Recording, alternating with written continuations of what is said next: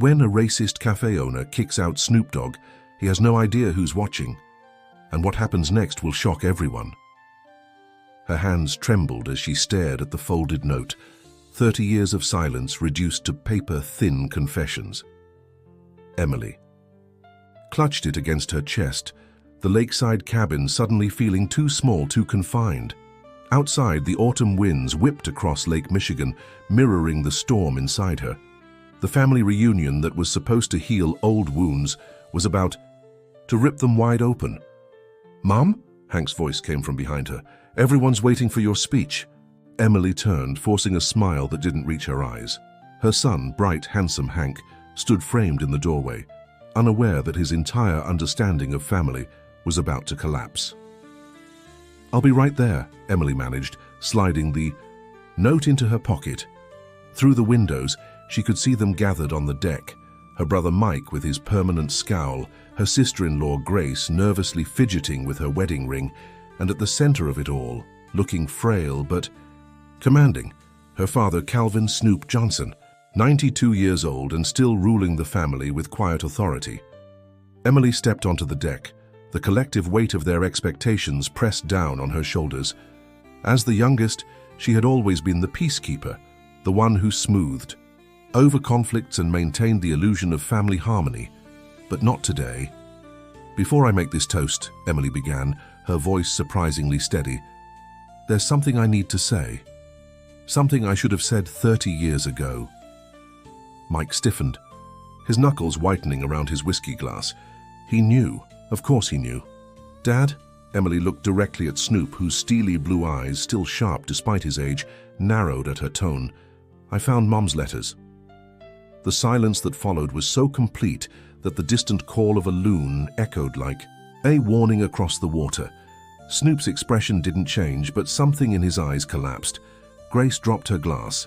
It shattered against the wooden deck, crystal and whiskey scattering like the truth Emily was about to unleash. "What? Letters?" Hank asked, confusion furrowing his brow. Emily pulled the weathered note from her pocket. Her hands no longer trembled. 30 years was long enough to carry someone else's secret. The ones that explain why she really left. 3 decades. Earlier, Emily had stood in this same cabin watching her mother pack a single suitcase.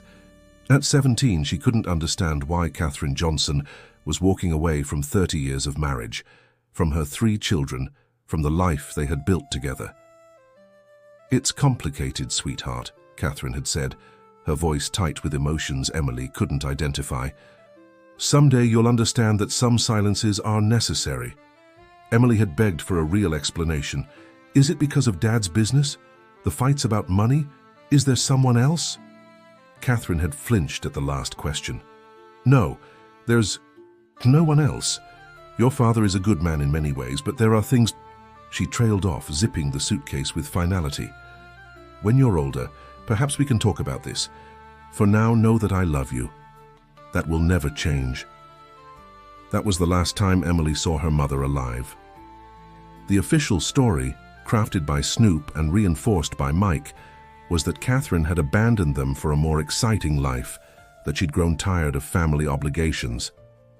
"Your mother always wanted more than this life could give her," Snoop would say whenever Emily asked questions.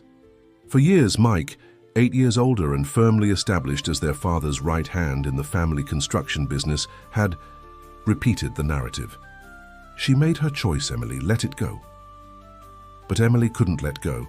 She took a different path from her siblings, becoming a journalist, driven by an insatiable need to uncover truths. She married younger than she should have to a man who provided stability when her family had given none. Their son Hank became her anchor in a sea of unresolved grief. Emily's career took her across the country, investigating stories of corruption and injustice, but she could never quite apply that same determination to her own family mystery, perhaps because she feared what she might discover. Then came the phone call 3 months ago. A small law firm in Arizona.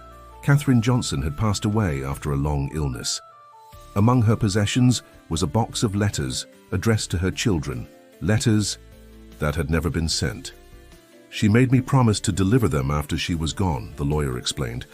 She was very specific about the timing. The letters arrived a week later.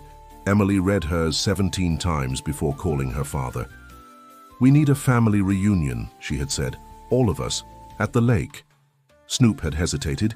He knew his daughter well enough to recognize the steel in her voice, but eventually agreed. "For Hank's sake," he'd said. It's time he knew his heritage. He had no idea how right he was. Emily watched her father's face as she held up the letter. Mom didn't leave because she was selfish or restless. She left because she discovered what you and Mike were doing with the business. Hank moved closer to Emily, a protective gesture that warmed her heart even in this moment of destruction. "That was a different time," Mike interjected, his voice low and dangerous. "The business was struggling. We did what we had to do."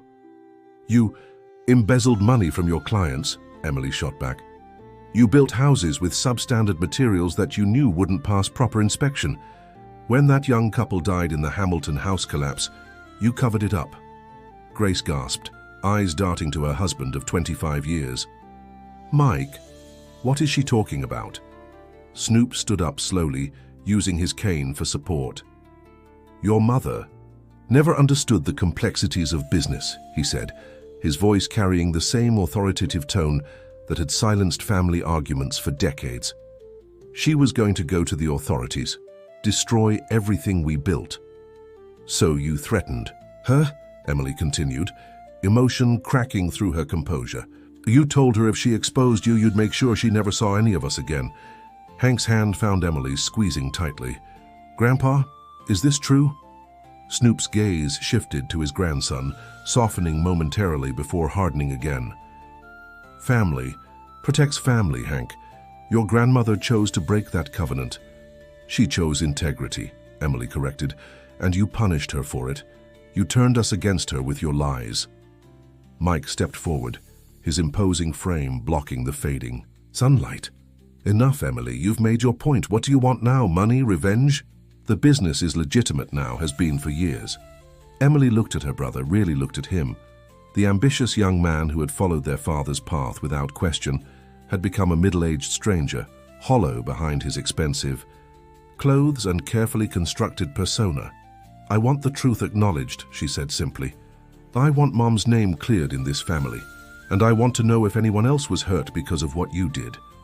The silence stretched between them, taut as a wire. From inside the cabin, the phone rang, startling everyone. Grace moved to answer, it perhaps grateful for the momentary escape. "There were others," Snoop finally admitted, his voice suddenly old and tired. "Not deaths, but injuries. Lawsuits settled quietly. Your mother discovered one of the files. She was always too clever."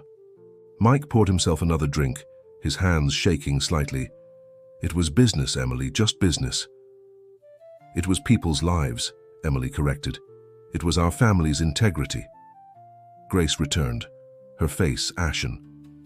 "That was Jason from the newspaper," she said to Emily. "He says they're running the story tomorrow. He wanted to give you a heads up." The story. Emily had almost forgotten.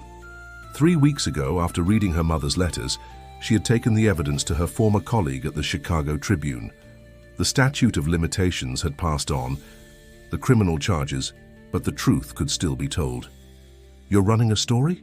Mike advanced on Emily, rage replacing shock. "After all these years, you'd destroy your own family?"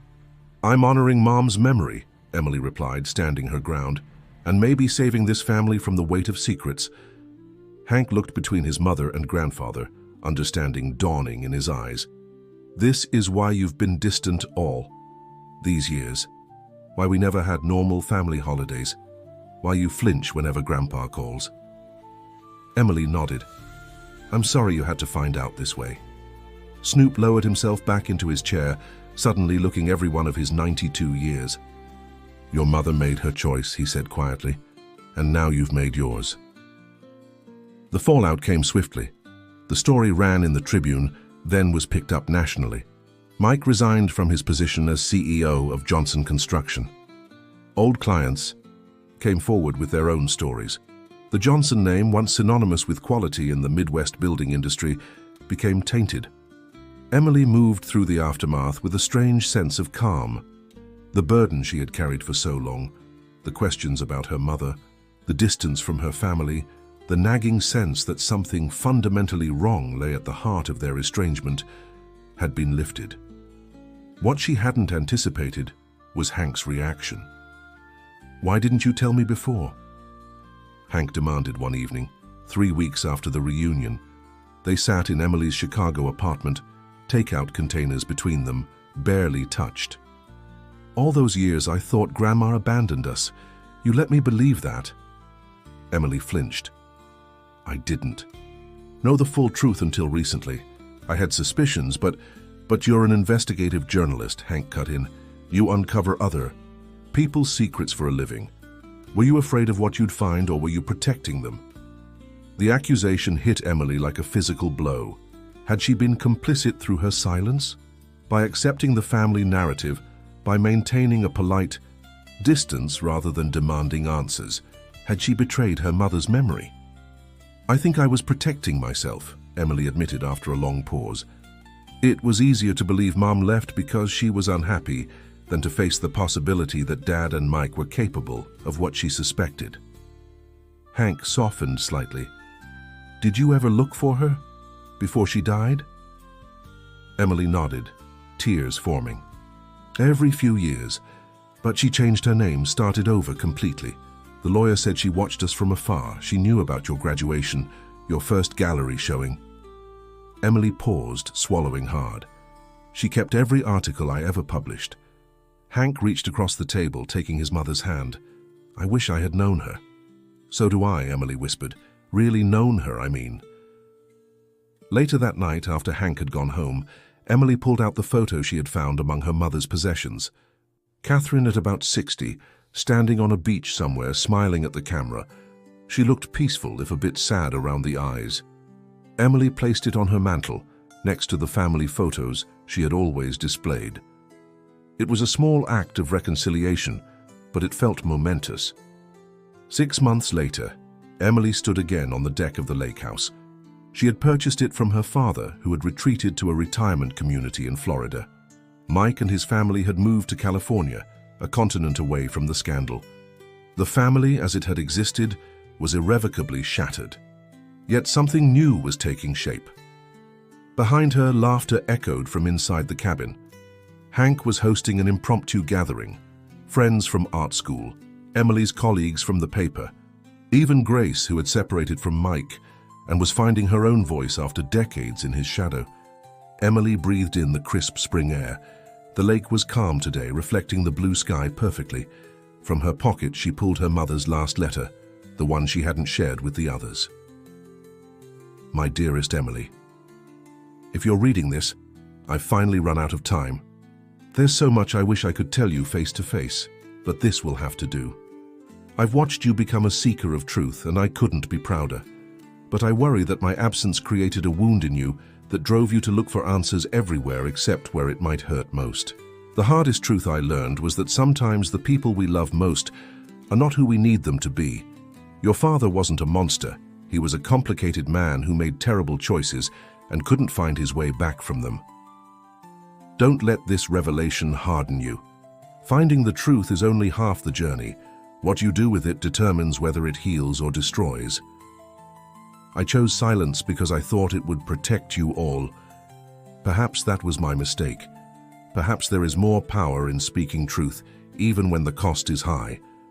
Whatever you choose to do with what you now know, remember that I have loved you completely, every day of your life. Mom." Emily folded the letter carefully and placed it back in her pocket. Behind her, the cabin door opened and Hank stepped out. "Everything okay out here?" Emily turned to her son, really seeing him, the strength in his posture, the compassion in his eyes, the determined set of his jaw that reminded Emily so much of Catherine. "Yes," Emily said, realizing with surprise that it was true. "I think it finally is." Hank smiled, linking his arm through his mother's. "Grace is telling everyone about her plans to go back to school. At 53. Can you believe it?" Emily laughed, allowing herself to be led back inside. The cabin was filled with warmth and voices, with new connections forming in the space where secrets had once dwelled. The truth had indeed shattered her family, just as she had feared. But in its place, something authentic was growing. Relationships based on honesty rather than obligation. Love offered freely rather than demanded. It wasn't perfect. Snoop still wouldn't speak to her. Mike sent terse emails about practical matters, but couldn't meet her gaze. Some wounds might never fully heal. But as Emily rejoined the gathering, accepting a glass of wine from a smiling Grace, she felt her mother's presence like a gentle hand on her shoulder. The weight of silence had finally been lifted, and in its place was something lighter, clearer, and infinitely more real.